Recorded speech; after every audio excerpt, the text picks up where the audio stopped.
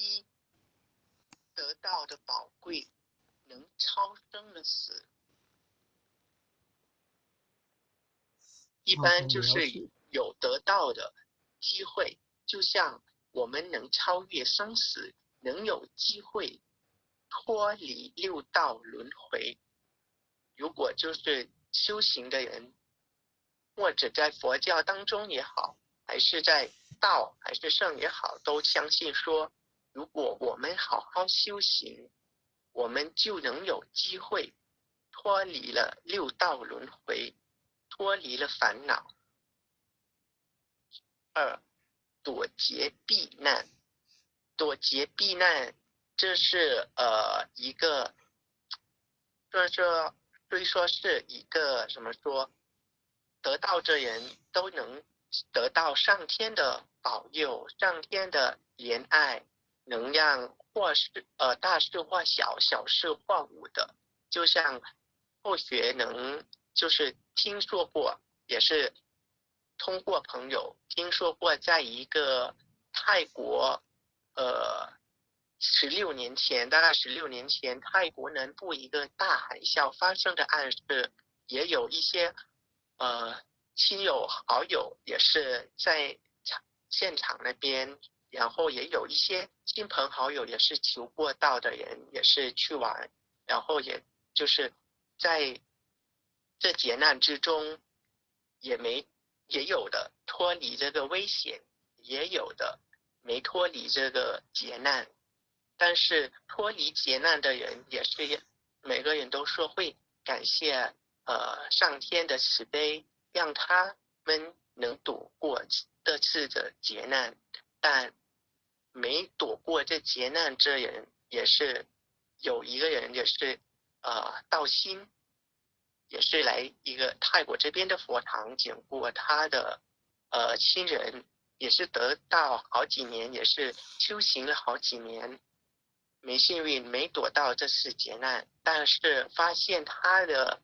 尸体的时候，也是很感到很欣慰。为什么呢？因为发现这位的前贤的时候，就是他的姿势是是一个打坐的姿势，躺在一棵椰树下面，脸上还带着笑容。所以说他没躲过这次劫难，但是在场的每个位都觉得他应该得到一个上天的道来去的时候也是去的安心，脸上还带着一张笑容。三，愿主沾光成就孝道。这句话从就是耶子曰说，就是孔子说，立身行道，扬名于后世，以显父母，孝之终也。在这句话之前，应该有一个句话说，身体发肤，受之父母，不敢毁伤，孝之始也。所以这句话就说我们的做人嘛，做人就是要践行孝道，做到后代孙子的一个榜样，给父母脸上一个沾光或者争光，这也是尽孝道的圆满。所以孝道也是道德的根本，在教化当中会由此而产生的。我们的身体，我们的肉身是从父母那里就接受来的，所以我们是不能的去随便或者使他们受到损坏或者损伤，这也是实行孝道的开始。在过程中，我们自修行养生，推行道义，扬名到后世，这也可以使父母受到的尊贵，这也实行孝道的归属。所以现在我们的人生啊，在社会当中没有机会守在父母的身边，也或者就因很多原因要到处的去工作，都没有陪在父母身边，父母就是会生病，或者会有事情，或者会有什么很多事情的发生在他们身边。因为如果我们相信，就像该生病的或者该离世的，这也是要终究会有一天到来，我们也是爱莫能助的。但是父母虽然我们不在父母身边，但我们可以让父母有道陪在父母的身边，父母有道在身边，就好像有上天就是陪伴着父母，也是会保佑的父母一样的道理。所以法会班员办事人员的祖先在佛堂外面听经，这后学就是也是看过好多一张图片，也是听说过，就是其他的讲师讲过，就是一般我们的一些法会班员或者办事人员在办道的时候，也会祖先也可能也是在佛堂，也会因我们沾光，能在佛堂外面去听经，所以这也是一件怎么说？一件好事，能让一下我们的祖先能有机会在佛堂外面听经。最后说，一人成道，九贤七祖尽超生。一直得到。这句话呢，如果是古代的时候，就是一般要成道，一定要出家啊，出家修行得到正果之后，九玄七祖就会得到一个超生，不单是我们今生的父母，而且就是我们的往世九代的祖先和父母都会因此而往生，得到一个享受一个无边的快乐。讲到这里，是我后学有一个故事，就是也听说过后学就是在学习当中学到一个故事，讲到说，在唐朝福州玄沙院有一位中医禅师，不幸是姓谢的，他父亲是捕鱼为生，有一天不幸掉到水里，然后被淹死，因此为了报答父亲的养育之恩，就是中医禅师决定出家。有一天，他在出去参访时，然后被擦伤了脚，流了血，因此他恍然大悟。后来有一天晚上，他梦见他父亲雷相谢的说，因他出家明心见性的功德的拔剑，让他父亲以德升天，所以就来通报给他这个好消息。所以真正如果我们有机会成道呀，我们的九玄就能有机会去享受无边的快乐。或者我们在修行当中，后学就也是一个心眼，也不是心眼，就是后学的爱人了。后学的爱人也是有一个有机会得到，也是快满1年多的人，说到玄主沾光，也可能是一个见证的一个道的见证啊。就是说，在上个月之前，我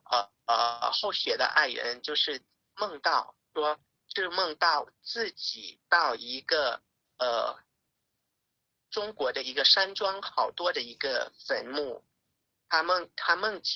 境里面就是梦到好多人都都一起坐着吃饭，一起坐着聊天，有好几个家庭的在那边围绕着，但是有一个老人，好像是群中最老的一位老人，走到他面前，然后问他贵姓。他想就是在梦里，全部的在梦里的人都是说中文，但他本身不会中文，什么的一点都听不懂。但是就是可能凭自己的心里就好像就能听得明白，就是那位老人问他是贵姓，然后他就无意中在梦里也是用中文的回答出去说他姓吴，好像是姓吴。然后他回答出去之后呢，那位老人也回答他说：我们是同姓，我是你的祖先，我是您的祖先。然后那位老人就很高兴的对他说，就是说他很感谢，也很荣幸他能有机会得到，然后就在场介绍了好多好多的人员，可能就是他的祖先好多几个人来跟他聊天，来跟他认识，然后就围绕着他，然后就抱着他，就对着他说，就很荣幸，然后很微笑。他梦中醒来之后，就有机会跟后学说，后学一听就觉得是很感到很欣慰，可能是他的几代的祖先终于能找到一个后代，几个后代有缘能有机会的求道的人，然后真正的是祖先，他们就能真的是沾光了，真的感到荣幸了。四，可以消免劫虐。因为什么？我们在就是在生活中会不知不觉的无形中的造现了许多的罪孽。为什么呢？因为我们在生活中有时我们做事办事也不是无意中的犯下很多的小小的一些罪孽。所以说我们是无意的，但是我们所作所为所造下的行为也会造成我们的一些罪孽。所以说这小小的罪孽，但每事就小事也会积小成多的，小的罪孽也会变成大的罪孽。所以救人一命胜造七级浮屠，这句话后学相信各位贤贤可能在日常生活中，在电视上或者就是电视剧上也会经常听说过这一句。为什么呢？因为救人一命比造一个七成佛事的功德还要大。我们有钱有财去布施建造一个七成的佛事，那个佛事只建了，也会随着时间慢慢的就是可能没有去修，没有修补什么，也会慢慢的就是老去，也会坏掉什么的。但是我们不如把我们需要捐出的一些钱财或者时间去救一个人的命，去度化一个人，这样会觉得会更好的，会更功德无量。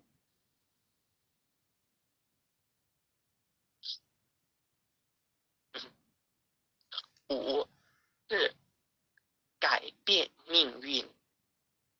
有三种人是算命人是会算不准的。第一个是大二，还有大善修行，还有第三是修行之人。后学相信这三种人呢，算命再准的人，算这三种人的命再怎么算也会算不准的。因为大二的人，他做尽多坏事，做不好的事情，他的命运也会随他的恶果不断的去变化，不断改变他自己的命运。所以说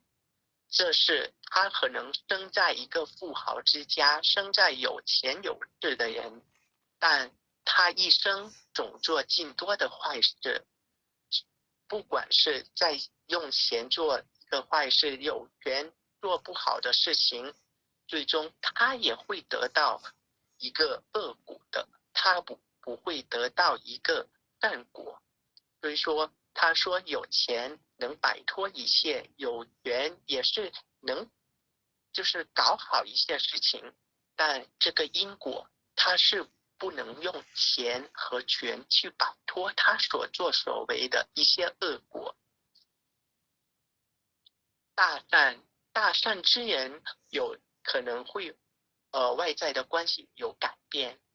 这个是比如拿后学的外婆来说，后学的外婆是一个从年轻之人就喜欢进寺庙去一些布施念经这一种，是一个大善人，从年轻到现在80高岁的一位老人，他一心向善，一心到寺庙也是天天诵经，然后从小也是因的外婆的教养，外婆的教养就是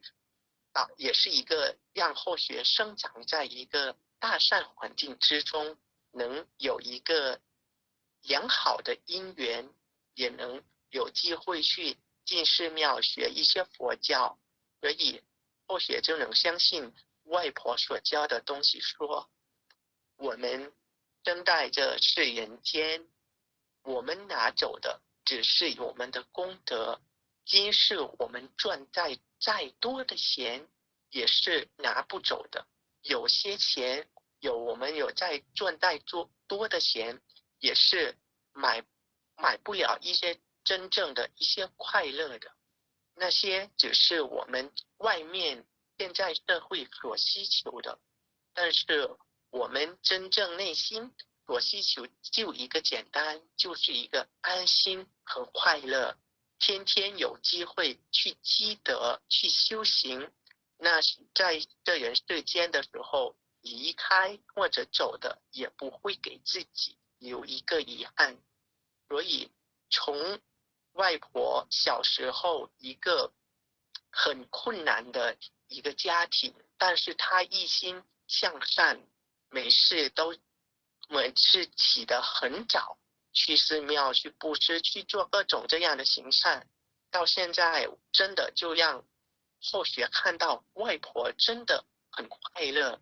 从艰难的日子到现在，她一无都不会埋怨自己为什么自己不生在一个有钱家或者什么，她一心只认识做人就要一直的做善事，到时候终究你会有财，你会发财，你会有的，你到那天你就会有的，你不该得，你不该有的，你再怎么追，你再怎么找，你也不会拿到，你也不会得到的。修行之人也会随着自己的心的而改变。后学相信这句话，在场的各位贤贤也知道，就修行之人会引我们的心不断的去改变。如果我们修行，就是修我们的心，修我们的本性，我们的本性好了，一切都会好。所以这句话有说，行善之人无虽未至，或已远离；行恶之人或虽未至，无以远离。这句话说的就是很正确的。为什么呢？行善之人，所以说就像我外婆，就像我后学的外婆一样，从年轻就一直行善之人，虽说福还未至，但从来我都会以他的身边远去，越来会越远。等福的时机一到，福到的时候，他终究也会享福享受的。所以相反，行恶之人或虽未至，福已远离，这也是事实。虽说你是行恶之人，但你很有钱，你是一个富豪家的公子，什么也好，你现在享受的可能你上辈子所积来的福气，所以今生你的祸还未到，但是你今生今世的福也会慢慢随你的身边而远去。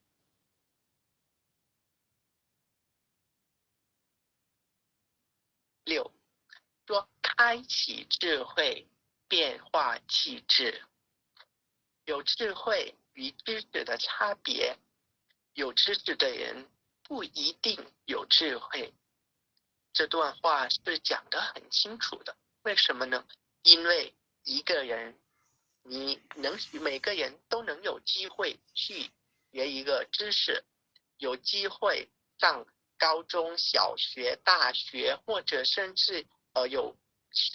学习很好、很努力的人，也可以读到硕士或者博士毕业的。那表明他真的是很有知识的人，但有知识的人也不能代表他一定有智慧，因为智慧是因我们在我们身上就是我们的本性，不是每个人能传授或者向一个人学习就能有智慧。智慧要靠自己去判断，靠自己去学习。如果有再多的知识，就像一个人是读到博士毕业，但是也会怎么说，会被骗，会经常被外面的人骗，或者骗财、骗其他、骗什么也好，那说明他只有知识，但没有靠自己的智慧去判断。所以人的观念常有执着，但不自知。这句话是对的，为什么呢？因为人都会有自己的观念，然后老是会执着的自己的想法、自己的观念，觉得老是对的，但会不自知，不会明白自己所谓的一些观念真正的是对还是错。如果我们只是认为，我的想法是对的，其他人的一些想法，其他人的一些建议是错的，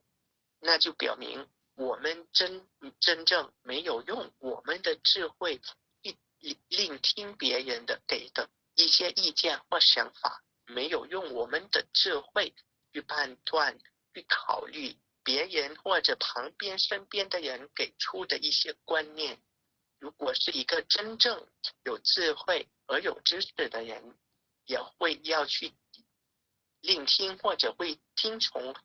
一听别人给出的一些意见，然后去考虑，不会执着在自己的一些观念。三，相由心生。一个人给别人真正的长久的印象，并不是长相。为什么呢？因为人们的相貌、人们的长相，所以说都是一样的，都是肉的，都是肉身，区别可能就是在就是一个人的长相，有的人长得好看，有的人长得一些俊质，有的人长得丑，但是我们不会把人的相貌怎么说，会以人起貌，就是不会随着心地的好坏而变化，人的长相不会随着我们的心地的好坏而去变化。有善心而没有福相，就是有福相就会紧随善心生发，有福相而没有善心的人，福相就会因为没有善心而消失。所以呢，有一句说，有心无相，相随心生，有相无心，相随心灭。所以我们现在世代社会的人们往往都会以貌取人。所以说这个人长得俊俏，长得好看，长得美丽，但是我们真的还没了解他内心他的本性，真正的现在他的本性不是他自身出生的本性，而是他现在的本性所包装的是真的像他所表面包装的一样的好还是他的是坏的。有的人虽说相貌长得一些丑陋，但是他会有持着一颗善良的心，他会一生很助人为乐，经常去帮助别人，比如说一个长在一些，就像现在社会会有一种很多的考验，比如说见到一个街上一个乞丐，所以说他是一个乞丐，他身上很脏，他都没什么钱，长相也不好看，但是他经常就说，哎，别人丢下或者丢下什么钱包，他也会发自自己内心说什么是好，什么是坏，捡到的东西也会拿去给警方，拿去给弄丢的一些人，所以我们能看出，虽然他长相不好，他没什么钱，但是他内心很善良，他还能拥有一些他自己的智慧，去分辨什么是好，什么是坏。比如说我身上没钱，但是他身上却还保持着一颗善良的心。相反呢，如果现在一个有钱家的孩子，就会想自己家有钱，自己家有权，我可以吃我想吃什么我就买，我可以买一辆豪华车，我可以驾驶好的一个 super car， 一个超级贵的车，或者买一辆很消费品的一些东西，名表、包包啊什么，我可以把自己的外表包装打扮的漂漂亮亮、美美，还是很帅的。但是，一到社会上，他一直的会感觉这些没钱没势的人都会觉得是跟他不在不同的等级，都会去歧视他们，都会对他这些人不好，所以这也是能显出他的一个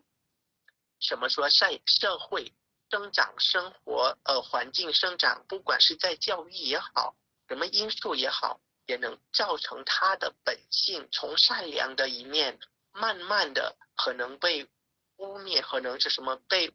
埋没了他的本性，慢慢的造成他一种坏的习惯，造成他的一种不好的一些行为。所以相由心生这句话，真正我们要用我们的智慧，就是我们有了智慧，去能判断一个人真正的好，一个人真正的坏，要从他的内心去判断，而不是从他的所包装、所打扮的一些表面去判断。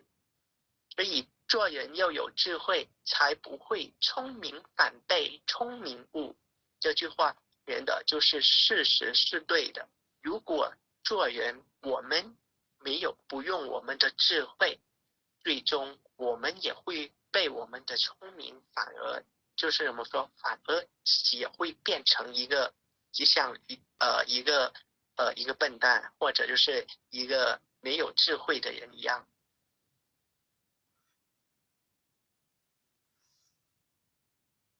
一救世救劫，实现大同。道的力量不可轻忽，一个人的引力也不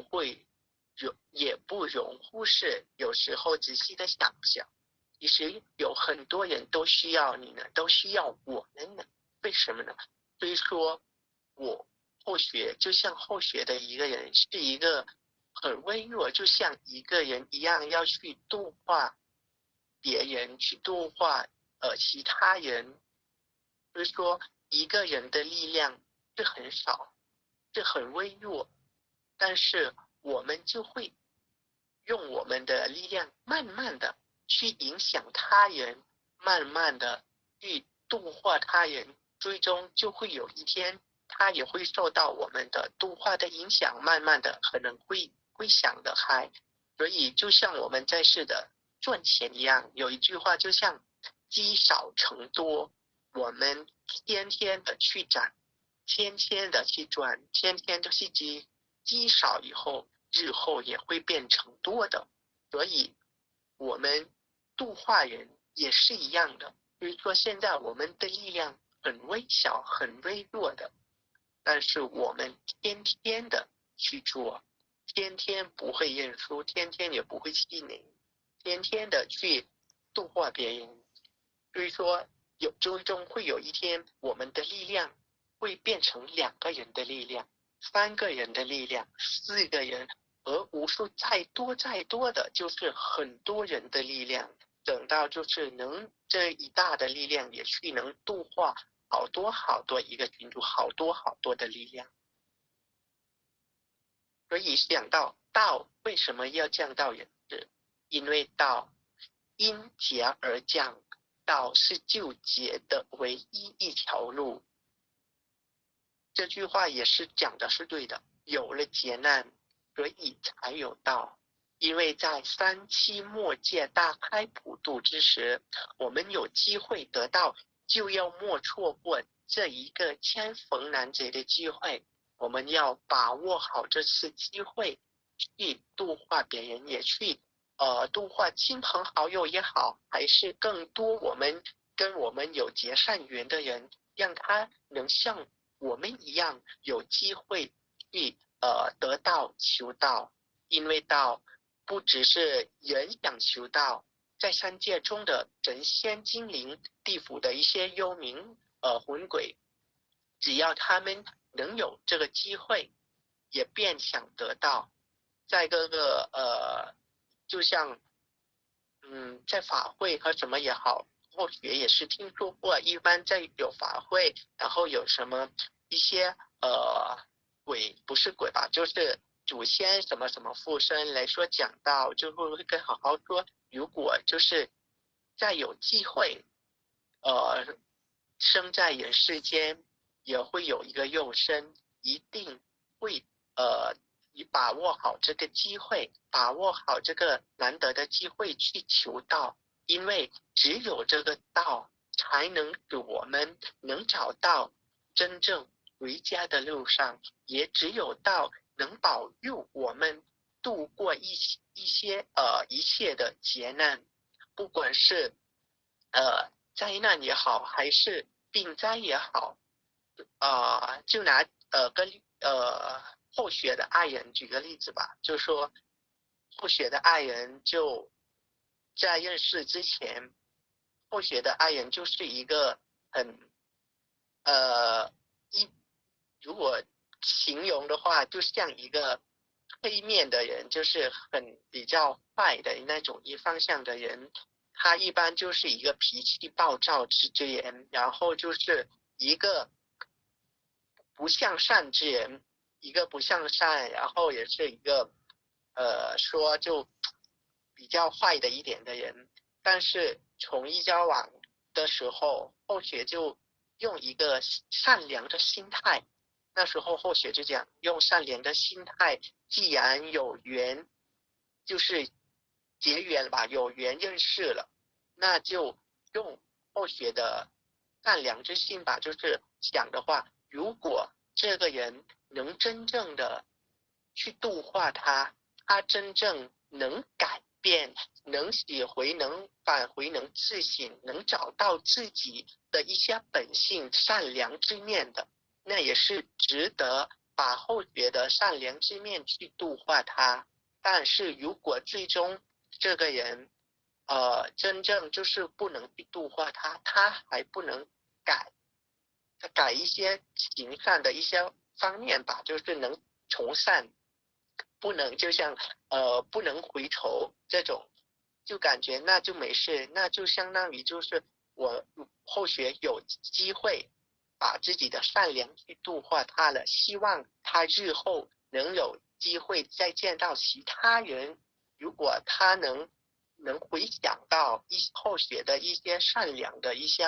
好的善良的事，那时候让他能自省，慢慢的修改自己，那也是值得的，值得把自己的善良就像去度化也是去拼一样，但是最终也是可能也是他的一些智慧，也算是他自己的智慧，能让他自己看清，也能看清楚后学的一些善良之面，一些善良的事去对待他，让他慢慢的从恶改到善，行善的方向，然后让他有机会求道，也是因劫而起。因为那时候后学的爱人也是得了一种病，也是便出血，然后常出血，这种也是很严重的一病，然后天天都会闹得肚子疼，也是到了一家医院，到了大医生，很多找了2家医院，医生都说可能他是癌病或者癌肠的那种现象，因为前几个月前后学的爱人的姐姐也是因骨癌离世，所以他的也会有这种癌的基因，也可能会得癌的几率会比较大，所以2家医生的都会说，基本上的判定80%可能会是肠癌，也是让他就是好好做一个心理准备，因为他所现状一个病情病状都偏向癌症那边，所以后学也是因此说，伤心，也是伤心，但是那时候他还没求到，也还没得到，因此后学就，也是慢慢在心里跟上天起个福吧，就说如果后学能有机会，让后学有机会再度化更多的人，就先从后学的爱人开始，让他能够有机会得到，让他能够有机会去修行，真的等到就是在第2次去检查，医生就说那他就要做一个小镜，做一个镜子的检验，结果就是检验出来，医生也说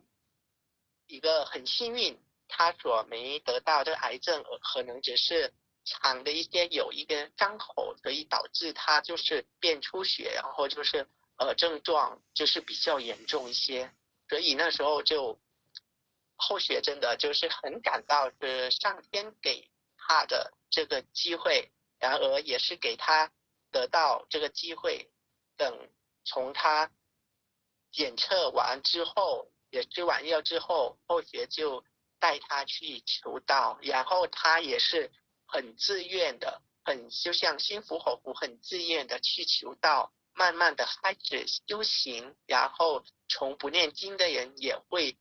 有时间，也会在天天晚上到线上诵经，从不会念经，现在也是慢慢的会念经，所以也是一个上天给他的一个机会，也算是给某一个人的一个机会，也能让他从这个劫难病劫之中，也是脱离一个危险，让一个看似就是大病可能化为小病。它道能使我们创造成功的人生，所以说我们赚很多很多钱，是不是就算成功的人呢？怎样才能算是成功的人生？如果是没有办法赚很多钱的人，是不是就无法达成成功呢？我们只要了解成功是什么，就会发现其实成功并不难。为什么呢？因为赚钱我们要靠环境，靠努力，靠实力，靠我们的机运，靠很多各种各样的因素，还是要靠我们的学历，靠我们的一些很多因素。但我们要赚一个心安，赚一个快乐，赚一个我们的幸福，那是很容易的一件事情。但是对人们最难做得到的事情，为什么呢？因为我们就是不太愿意去做。我们现在的人就觉得很简单，似乎看很简单，但是做起来这也很艰难的一种事情。所以就像打个得到就像得到这人，如果说到古前很古前的时候，释迦牟尼要传道给一个和尚之人，那是很艰难，因为在古道的时候要先修行才能够有机会得到。但是相反，在我们三期末界是白羊期的时候，我们就是很容易，就像说所以说比之前相比就是很容易，我们很容易得到。但是后来我们要自己修行，那是很艰难的事情。所以就像我们后学所说的，我们要赚快乐、心安、幸福，就像我们要修行的人修行，我们在修行过程中，我们已经得到了，但是在修行的过程中，也会有各种各样的艰难的事情，各种各样的因素，导致我们就有时候就半途而废也有，或者就是不修行的也有，为什么呢？所以说就看很容易，但是我们要心坚，心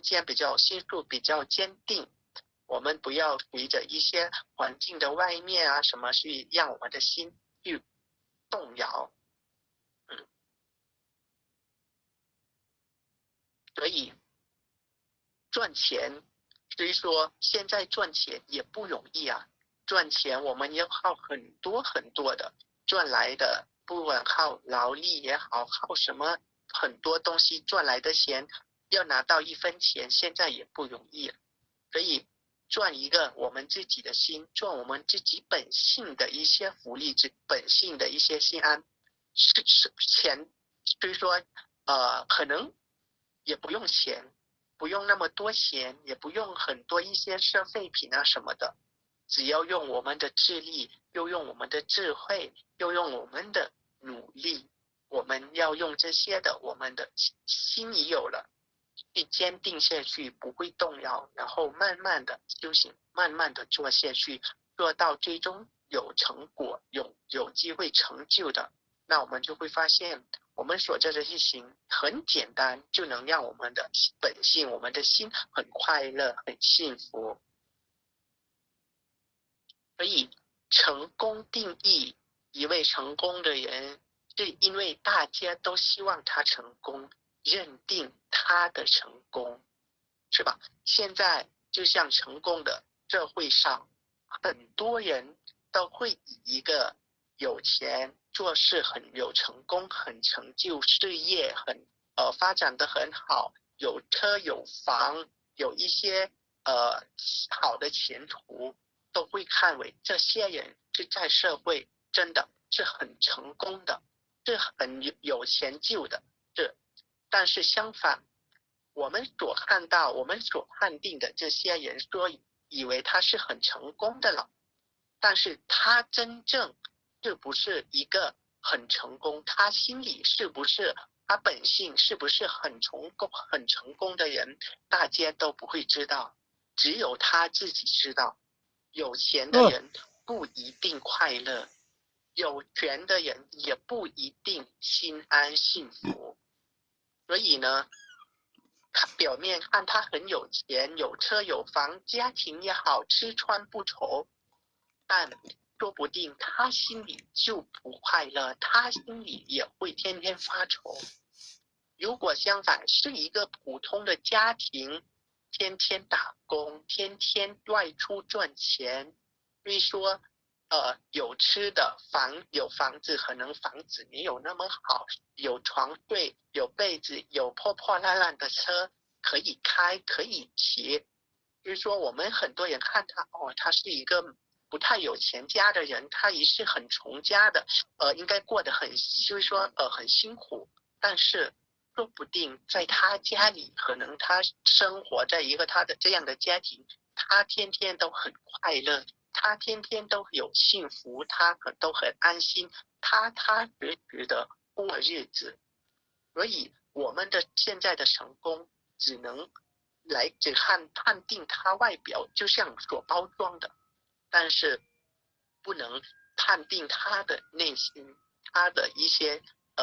本性，他的心道是真正的成功还是否成功。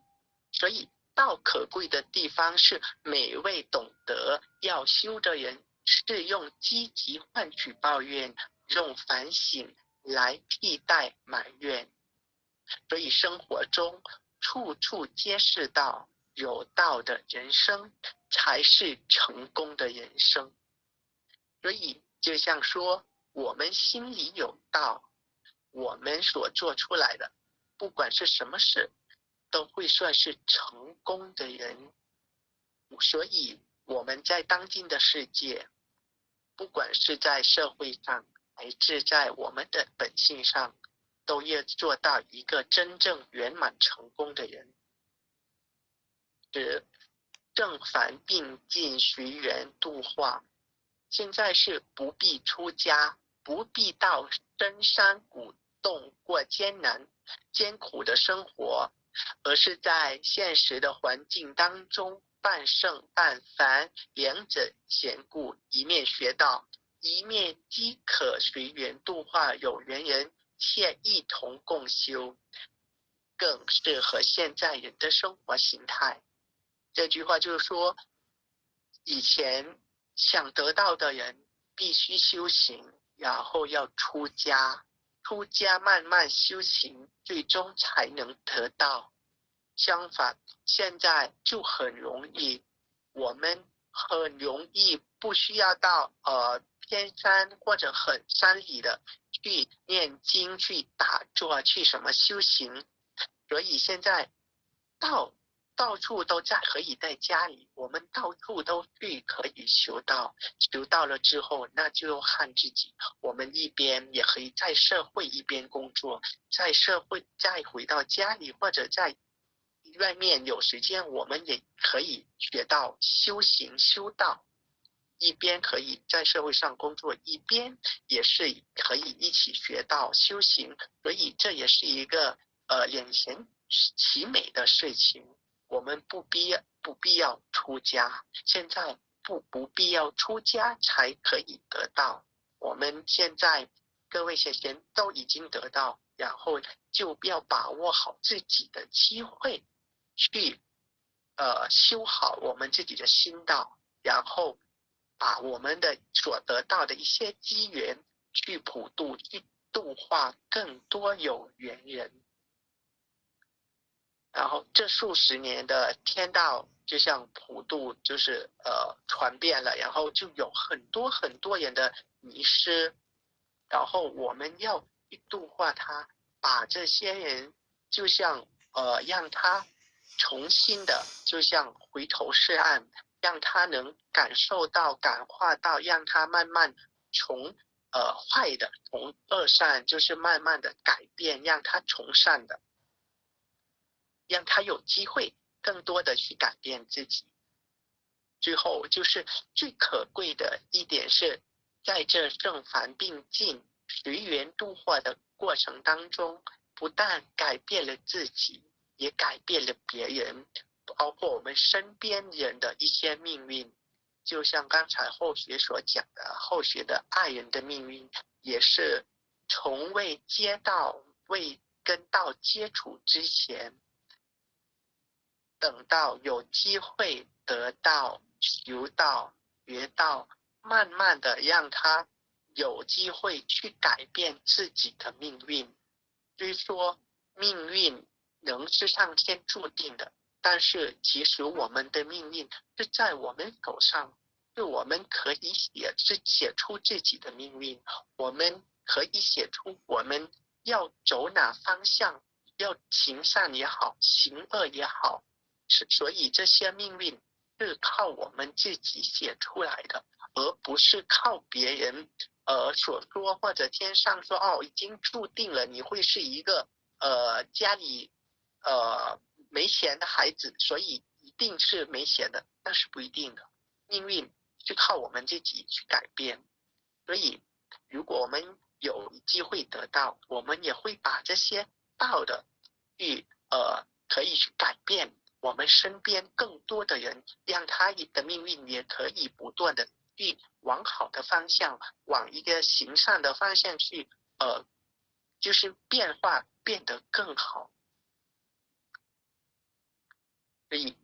后学结论的说，因为道不变初衷，成佛有余。因为人总是健忘，但要记得此心，就是要记得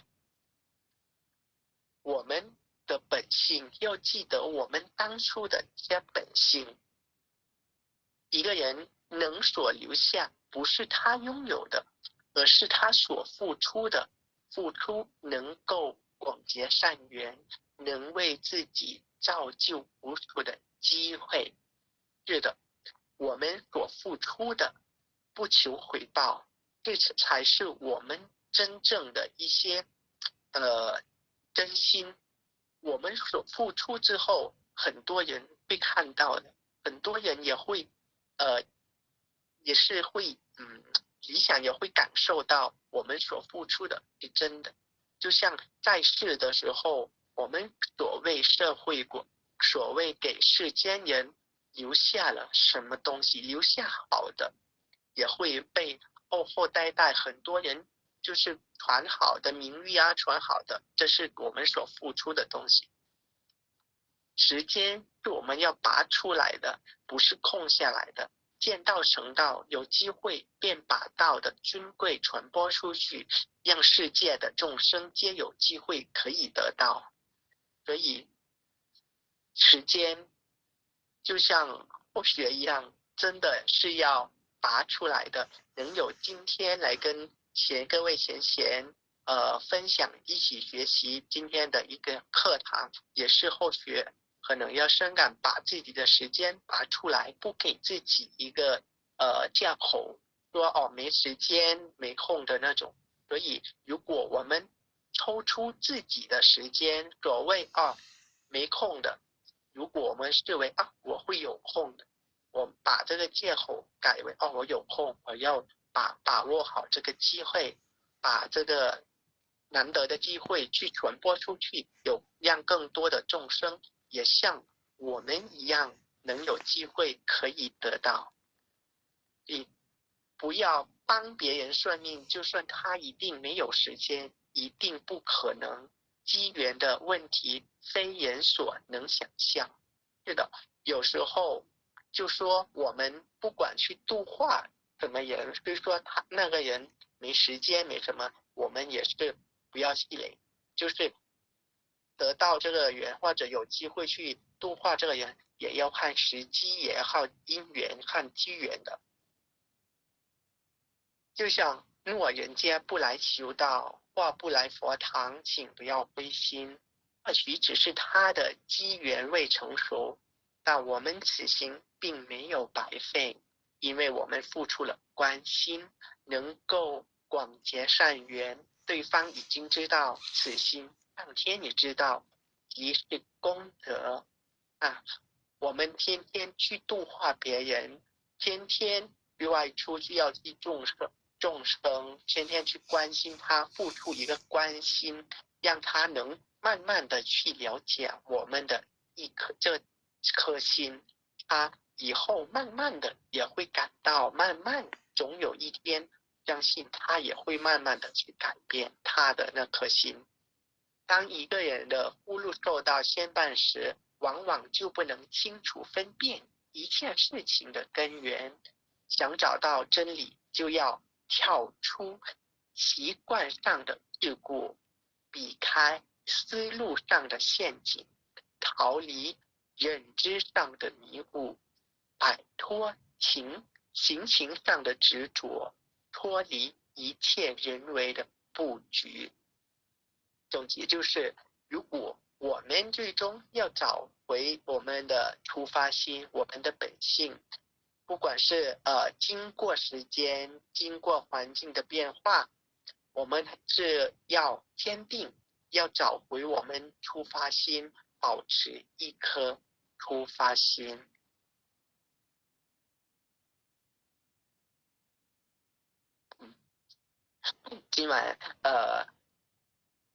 今晚后学就讲课有不满的地方，后学请仙佛慈悲受罪，请点传师各位讲师补充实证，请各位贤请多多包涵，感恩。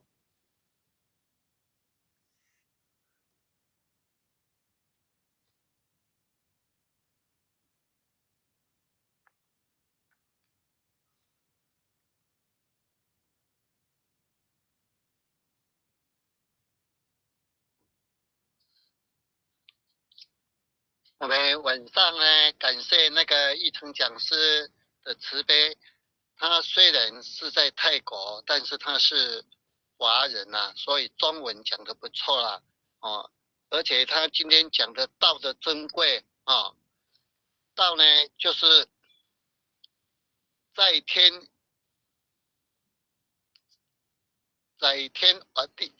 约离嘛，哦，他刚刚有讲嘛，在地为地理，在事为事理，在物为物理，哦，在人为性理嘛，哦，所以呢，中庸有讲嘛，道曰得也假不可输入理也嘛，可理非得嘛，因为绝对别使，我们绝对不可以离开这个道，离开这个道，我们的这个色身就难保了，哦。所以道跟我们有很密切的关系哦，我们也不能够离开这个道嘛，哦，所以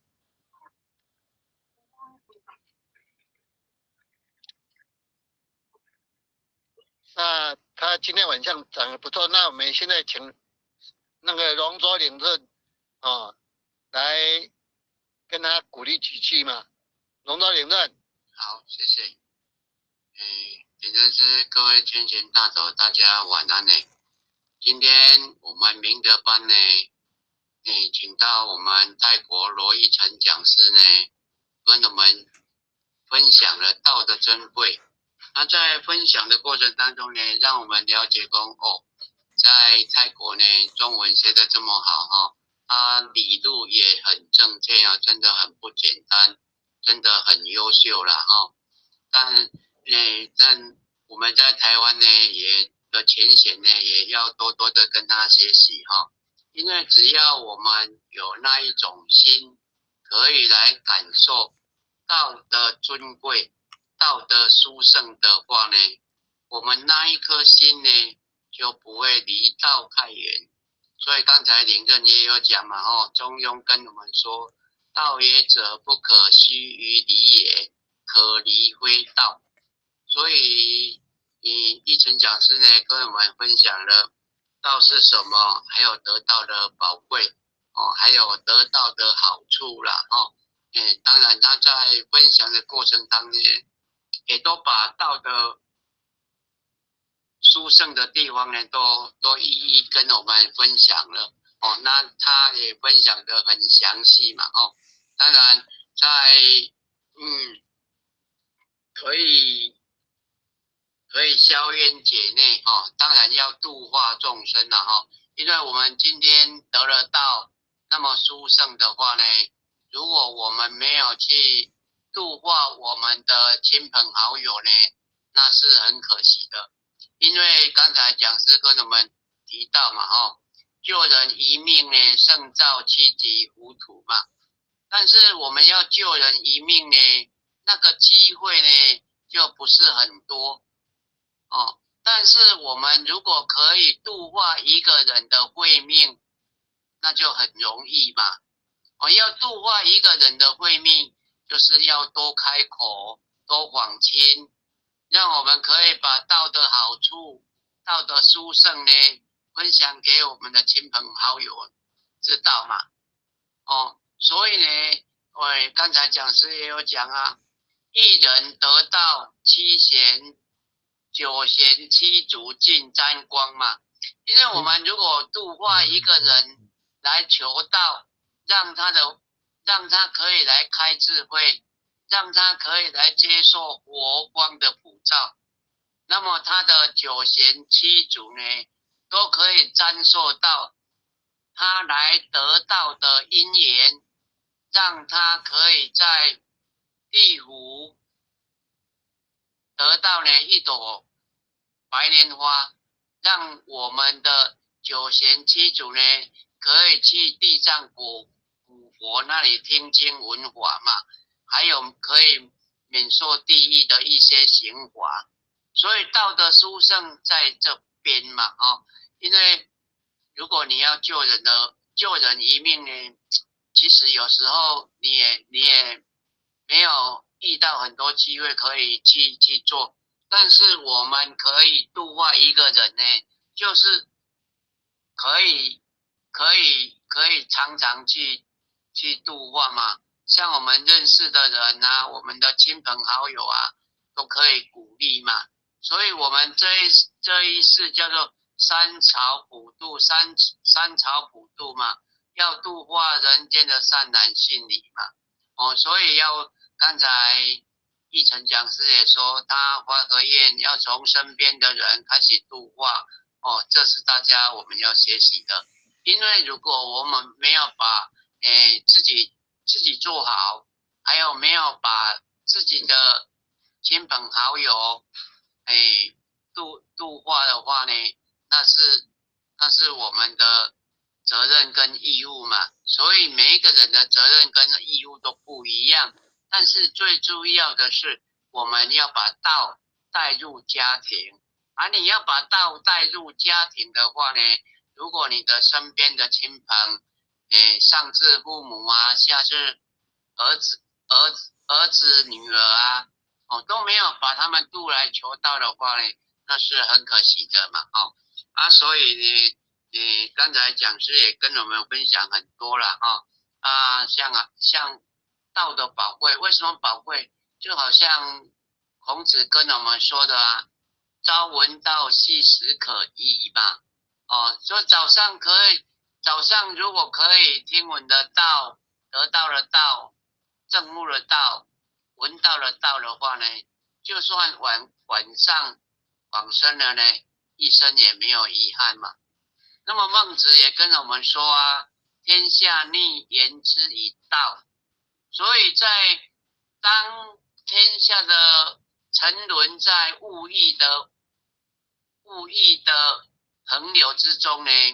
只有道呢可以拯救我们的心灵嘛，让我们心灵呢有一个依归，让我们心灵呢找到一个归宿嘛。所以天下逆言之以道，道的殊胜宝贵在这边嘛。刚才呢讲师也跟我们分享了很多嘛。他太优秀了，我们可以大家都可以跟他按一个赞了。好，那或许就报告到这里了如果可以大家可以来鼓励一下好，领恩慈悲，就这样。好，那我们现在请丰田师做个结语，感恩。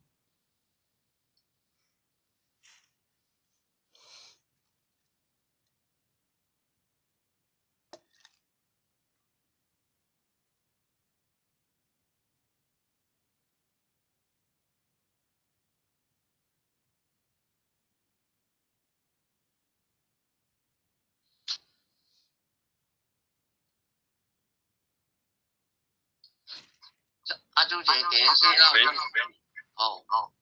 师慈悲。喂，因为或许现在电脑也开不起来息。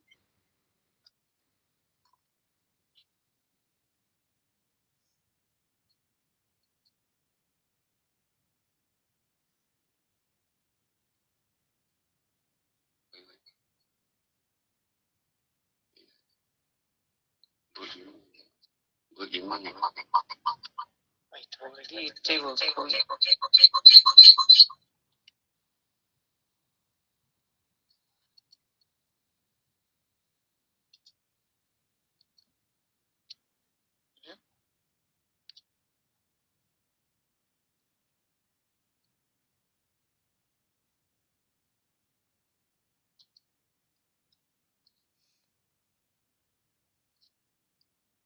喂，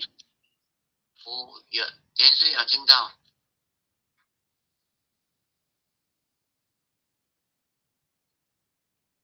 可能才会发生见到没？喂，有看到。晚上非常感谢我们义成讲师。那因为呢我们那个泰国刘助理呢他也在忙中呢拨空呢来参加这个盛会。那在这一段时间呢，当然也承蒙我们刘志礼慈悲呢对我们这一个义成讲师的栽培以及跟他的辅导那或许呢在这里非常的感谢。那也感谢我们晚上呢有多位泰国的敖所呢参与在这个盛会。那现在呢，我们就请刘助理慈悲来做一个鼓励，也跟我们台湾的前贤呢招呼一下感恩。感谢点师慈悲点师各位领任。刘助理在吗？有听到后学有听到后学声音吗？有好点师慈悲感谢点师慈悲点师各位领任组长各位前贤大家晚安。有声？敢无？有声音，有声音，有听到了。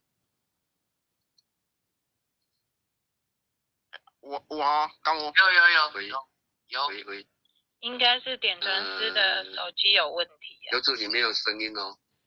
点师你有啊，口气有问题，我们都有声音。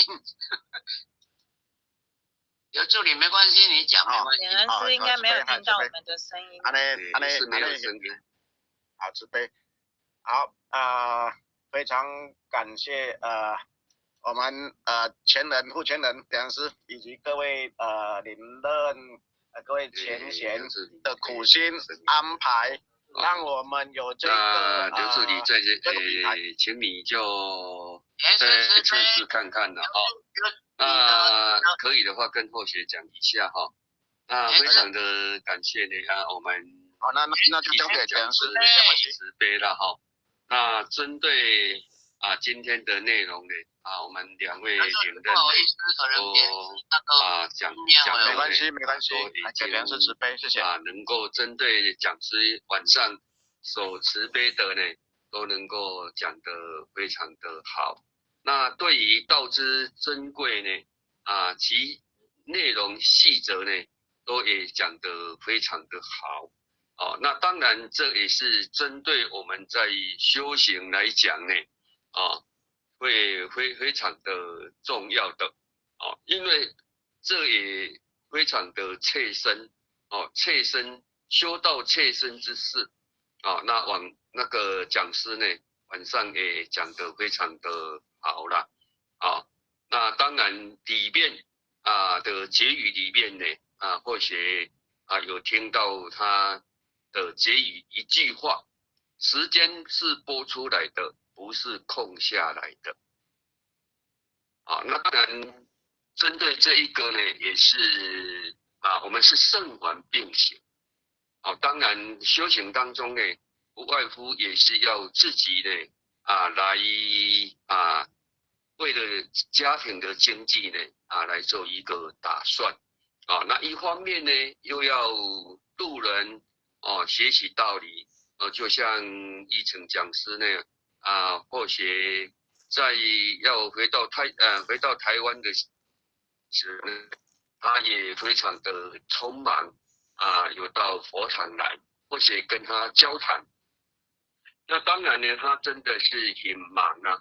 他现在是一个建设公司董事长的秘书除了帮董事长翻译之外呢因为是大陆的企业家嘛是大陆的企业家，还有公司的一些事务上呢都是请他在打点除了这个工作之外呢他也非常的上进的也不断的因为他人生有一个目标，除了在修行当中在后天有一个目标所以呢他也现在在泰国的中文是很夯所以他也平常也有在兼这一个翻译所以在时间上呢很忙，但他也不忘能够协修讲办话因为他也到大陆去学了4年的中文嘛，所以说他也是在忙中偷闲便是闲呐。所以说在圣环并行当中呢，真的你如果都用在赚钱的话，当然就都会用在赚钱。那如果说在赚钱当中，我们也能够空出来拨出时间来经济顾到，而且又能够来这一个赚到一些功德产。那圣环并行那个太空总使的彭博士所讲的鸡蛋不要放在同一篮的道理。那我们在人生上或许在我们听课，或许在我们的报章杂志上，我们都能够去体悟有一些事情它已经示现给我们看的凡所有相皆是希望之所以过去圣者为什么要抛家舍业，舍掉荣华富贵，那就有它的道理。这也就是讲师所讲的，我们要用智慧去关照到不能用我们社会上的邪事去看。如果用社会上的邪事去看的话呢，那当然呢，我们就没办法去觉悟悟透人生的真谛。那我们今天既然得道就是要学佛那么学佛就是度化众生之外，也要修好自己。那为什么呢？用我们有限的生命去创造出无限的慧命。过去圣者也是这样嘛也不是我们现在这一次白养弟子呢这样而已所以说呢，我们就是要用有限的生命。有限的生命是非常的有限。为什么呢？因为我们不代表我们今天存在，明天也能够存在并不能保证我晚上躺下去睡觉，明天起床又能够起床穿到这一双拖鞋所以孔子呢，他不说人家隔夜的帖子所以为什么？因为人生无常所以说呢，我们如何在圣环当中去取舍那我们天天都能够来建功立德，也能够学习，也能够广结善缘，学了佛将来就是能够成了佛嘛你们走力刚永贺可以了吗？助理点是慈悲有听到好声无？也是没有声音那这样就比较困难了好，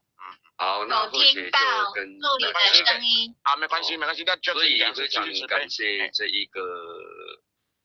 这个议程讲师，或许也期待在第3期呢这一个议程讲师呢能够尽量的拨空来参与因为我们台湾老所呢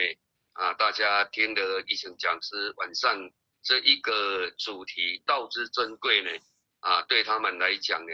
也相当有启发性啦所以说呢大家也能够借着线上一个没有这一个空间的限制能够广结善缘能够相互的学习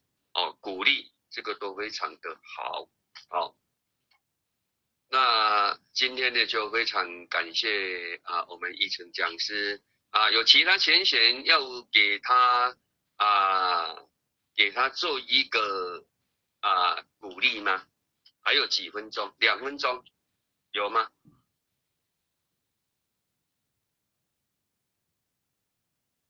原文你能够上线吗？你声音可以吗？还是慈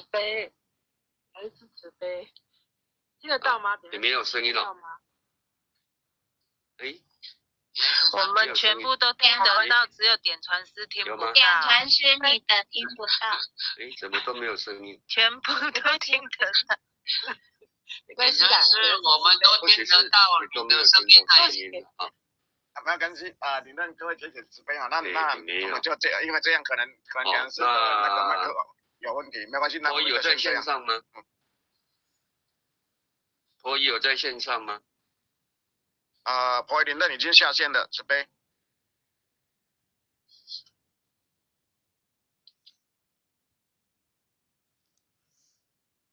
还有我们台湾全险有哪一个全险要跟义成讲师结缘？